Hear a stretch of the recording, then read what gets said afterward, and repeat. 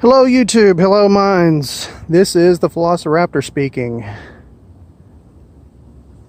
Coming to you live from Pascagoula, alongside a creek in an undisclosed location that I'm sure some of you geniuses out there could probably hack.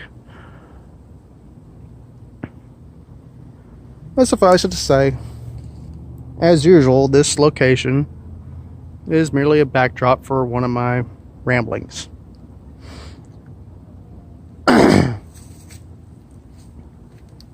Today I'd like to talk about my personal politics and a bit of my philosophy. As I'm sure I've mentioned previously, I consider myself a minarchist. I'd like to expound on this. This will be the center point of my mutterings today. How I define a minarchist is basically the mainstream definition. I believe that the less government a society has running it, the better. And this extends into all things. The free market, the general administration of the society therein. I think it should be handled by the most local bodies possible. There should be as little far-reaching jurisdiction as possible. In many cases, I think that this far-reaching jurisdiction, administration, whatever, is absolutely unnecessary. I think it's silly and a waste of money and time, for it, quite frankly, but that goes without saying. With that said, I do agree that we should close our borders. I think a society without borders is destined to fail, sooner rather than later. The less attention one pays to it, the less mind one pays to it, the more disastrous the consequences, short and long term. With that said, I still think that there ought to be as little welfare as possible, preferably no welfare. That's why we have charity. I'm not opposed to a social safety net, but I think that what we have is not a safety net, it's just a net. It's not there for safety, it's there to restrain. I think it impedes development. I think it serves more to drag the society down than to preserve the welfare of its people, such as keeping them off the streets, putting food in their belly, so on and so forth. It's a crutch. It's a handout, not a hand up. Very different concepts that are too often conflated. Now, I recognize the arguments that without welfare, a border would not really be necessary for us. I wholeheartedly disagree. What little border we have,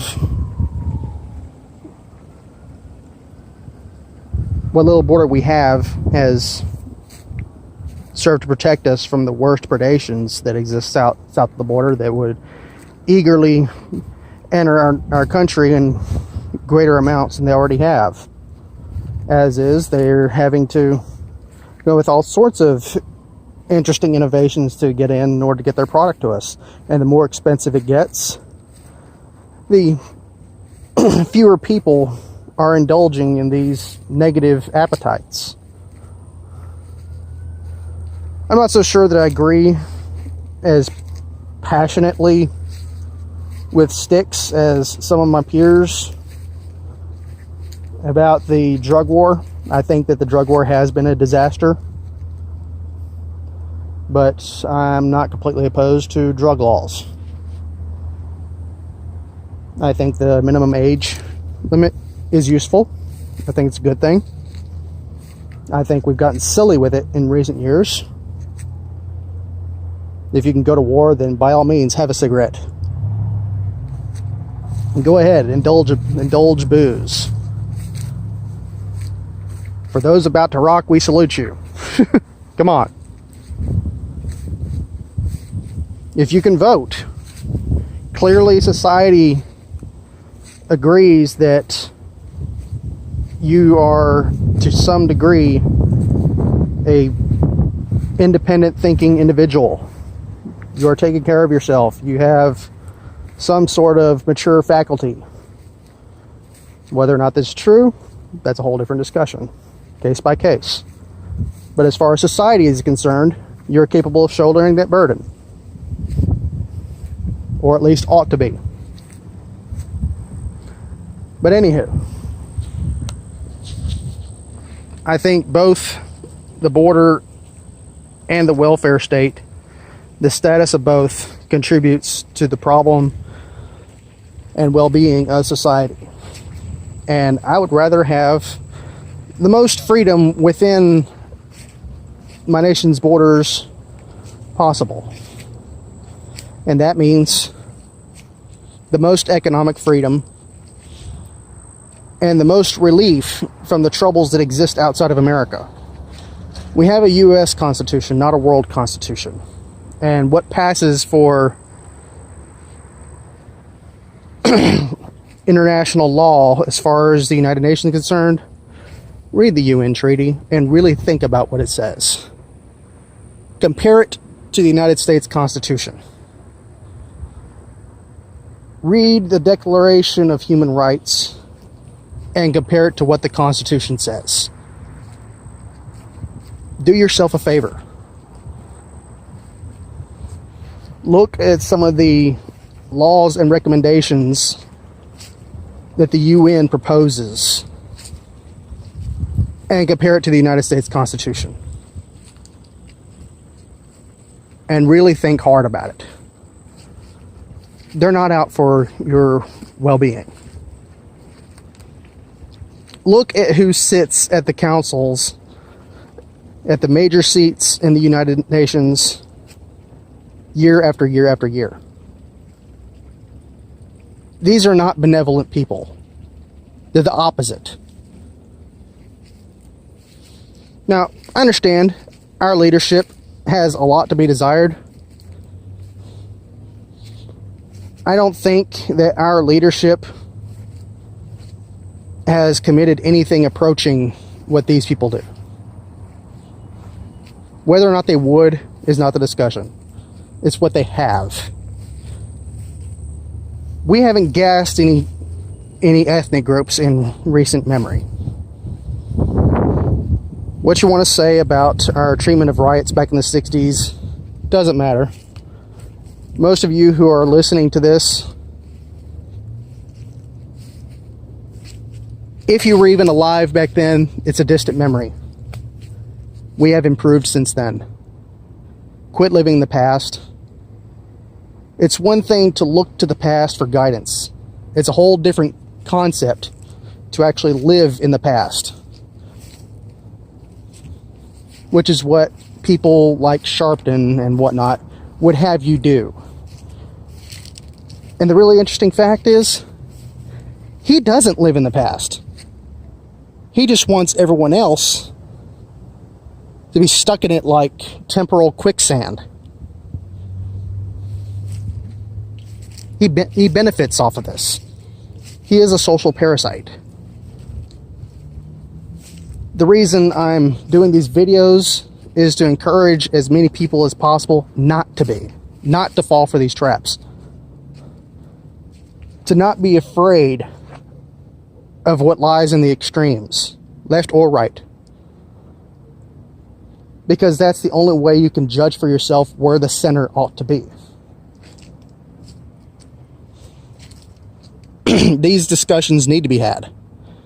People do need to seriously look at these ideas that we're told are so bad, so scary.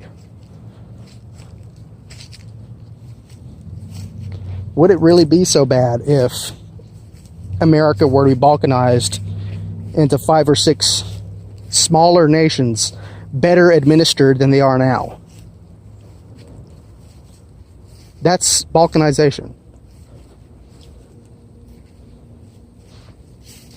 Now, I'm not proposing that we be ignorant of the reality that the federal government would never allow this. They didn't the last time we tried. And I'm sure the same thing would have happened had New England succeeded in their secession efforts roughly a generation previously to that. Isn't that interesting that that's not taught? That yes, New England tried to secede before the South did. Well before the South. But I digress.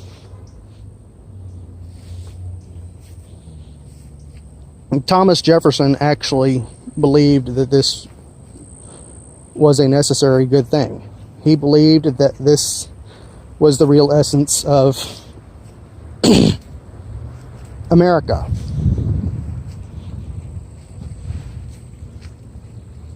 A collective of free and independent societies living as they will, united by the common cause of defending each other's liberty. That person over there across those hills is living the way he chooses, doing no harm to you as you live the way you choose. That's the spirit of confederacy. That's the spirit of federation.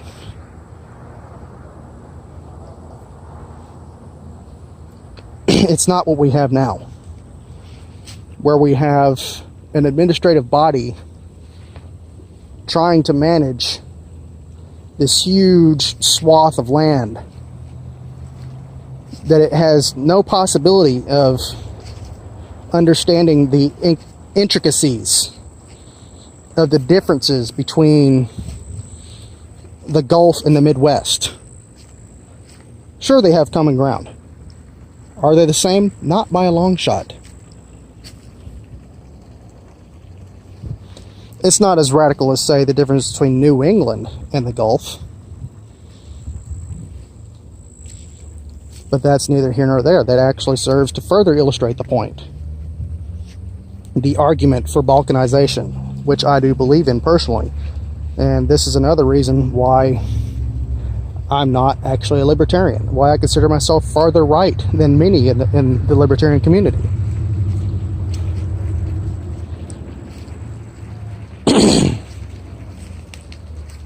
So, that's a broad summation of what I believe in. Just for further illustration, no, I'm not an ethno-nationalist. No, I don't believe that any one race is any better than another. I think that discussions of cultural differences are much more relevant than ethnic differences, which are, in my view, utterly trivial. Can two cultures coexist is a much more relevant discussion than whether two ethnicities can exist. One ethnic group can adopt the culture of another ethnic group.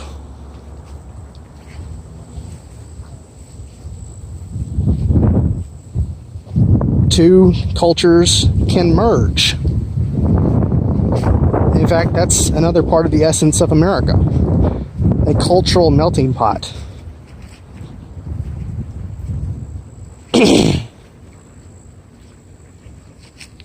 Not a cultural salad bowl, which is what they're trying to make us.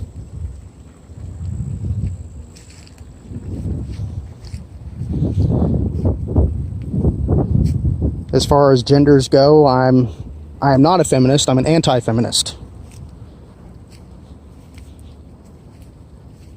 Personally, I'm more in line with the egalitarian side of things. I don't think that one gender is necessarily superior in any particular way to another gender. Men are larger. We have more muscle mass, higher bone density. We're better suited, generally speaking, to physical activities than women. That said, we also have more outliers. That is to say, there are more lower IQ men, more higher IQ men. There are fewer of us that are in that comfortable middle than with women. There are women who are outstanding athletes, but they don't fare as well in combatives. Certainly not against men. That's why I'm against trans persons in sports with men. That testosterone makes a difference. But that said, more women tend to be in the comfortable middle. That means that, yes, it's entirely possible that there are more women of intelligence than there are men, when you consider the fact of outliers. There have been intellectually outstanding women. Look at Hedy Lamarr, just for one quick example. We see plenty of women in politics today who are highly intelligent, running corporations.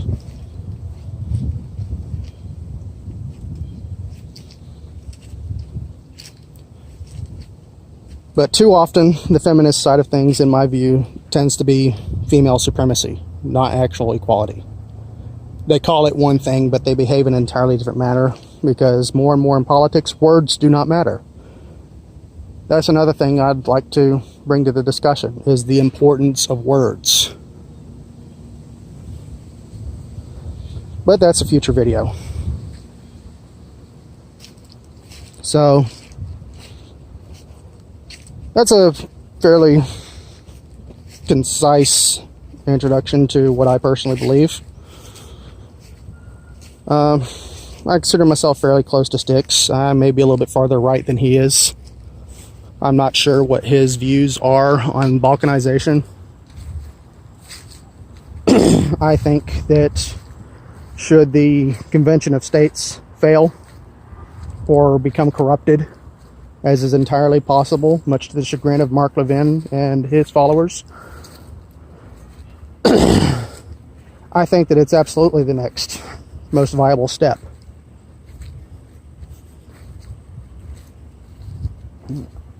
And personally, I think it's already happening, whether they like it or not. There is a fairly healthy separation movement in Alaska. There's another one in Hawaii. California's been making the news. How many people know that Sarah Palin is married to a member of the Alaskan Independence Party? I don't know if he still is, but when she was running for president, he absolutely was. And the Alaskan Independence Party is exactly what the name suggests. It is a movement for Alaska to separate from the United States.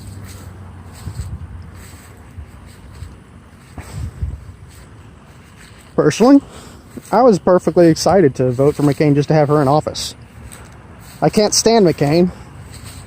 I don't miss him in politics. I think he was a god-awful bloodthirsty individual. And I'm inclined to believe the rumors about his military service and how terrible it was. And that there are certain things that might have been covered up in light of his relations. That's neither here nor there.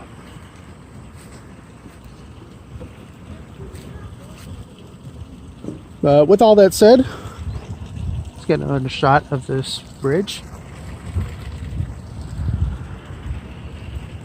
That's another video wrapped up. Y'all have a good day.